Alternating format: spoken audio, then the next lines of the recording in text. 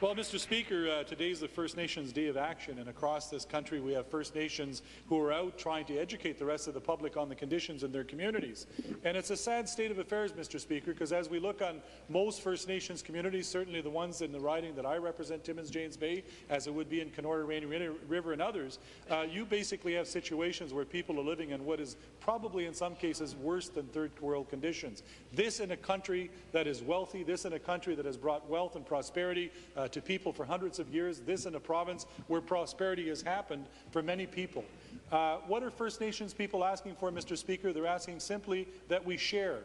When we signed treaty with First Nations years ago, it was an understanding that we would get access to their traditional territories and there would be a sharing in the benefits of whatever economic activity took place on those territories. Well, Mr. Speaker, for the first 100 years, it's been basically not a lot of sharing. It's been about the Europeans, as we're seeing, coming in and basically doing development at the cost of First Nations with no economic benefit back to them. And where are we today? We're exactly where we were 100 years ago. This government refuses to this day to enact what is called revenue sharing and to give First Nations an opportunity to benefit in the impacts of whatever economic activity happens near or on their traditional lands. Mr. Speaker, on this today, the day of action, I say this government should take the heed of the comments that are being made and actually give First Nations what respect they should have got in the first place.